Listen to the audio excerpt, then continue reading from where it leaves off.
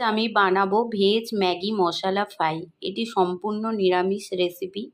এটা যে কোনো নিরামিষ দিনে খেতে পারবেন আপনারা, আর এটা বাচ্চারাও খেতে পারবে। সব সময় ম্যাগি সেদ্ধ খেতে ভালো লাগে না, এইভাবে বানালে ভালো লাগবে। এই রেসিপিটি বানাতে যে যে উপকরণগুলো লাগে সেগুলি হলো, এখানে আমি 3 প্যাকেট ম্যাগি নিয়েছি, পেঁয়াজ কুচি, আলু কুচি, ছোট ছোট করে আলুগুলোকে আমি কেটে ধুয়ে নিয়েছি, সাদা তেল, লঙ্কা কুচি, নুন আর টমেটো সস অল্প একটু। গ্যাসে কড়াই বসিয়ে কড়াইটা আমি গরম করে নিয়েছি। এখন আমি এর মধ্যে দিয়ে দেবো সাদা তেল।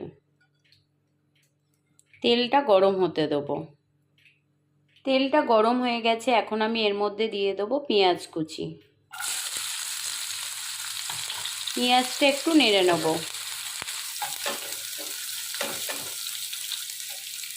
পেঁয়াজটা জাস্ট একটু নেড়ে নিয়েছি, এখন আমি এর মধ্যে দিয়ে দেবো ছোট ছোট কেটে রাখা আলু।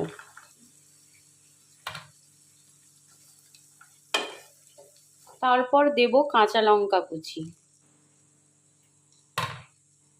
নুন।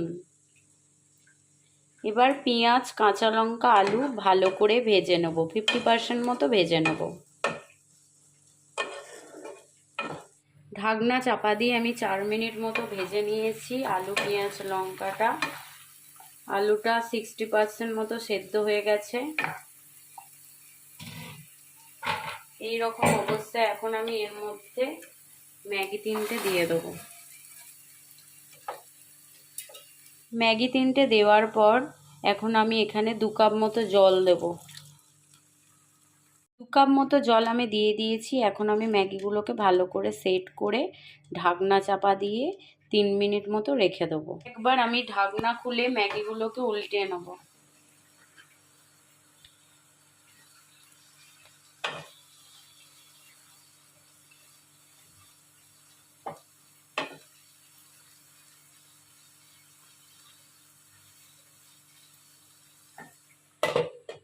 তিন মিনিট পর ঢাকনা খুলে ম্যাগিটা প্রায় হয়েই এসছে সেদ্ধ। এই রকম অবস্থায় এখন আমি এর মধ্যে দিয়ে দেবো ম্যাগি মশলাটা। ম্যাগি মশলাটা ভালো করে মিশিয়ে নিতে হবে।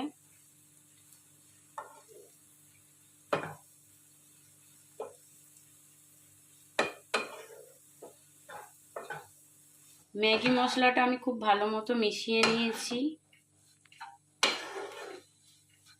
এই রকম অবস্থায় এখন আমি এর মধ্যে দিয়ে দেবো স্বাদ মতো নুন। নুনটাকে একটু মিশিয়ে নেব।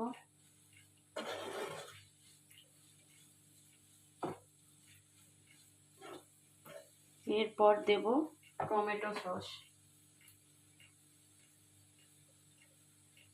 টমেটো সসটাকেও ভালো করে মিশিয়ে নেব। টমেটো সসটা আমি ভালো করে মিশিয়ে নিয়েছি।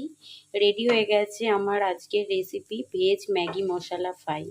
আমার তৈরি ভেজ ম্যাগি মশলা ফ্রাই রেসিপিটি আপনাদের কেমন লাগলো লাইক, শেয়ার, কমেন্ট করে জানাবেন, আর আমার চ্যানেলটিকে সাবস্ক্রাইব করবেন।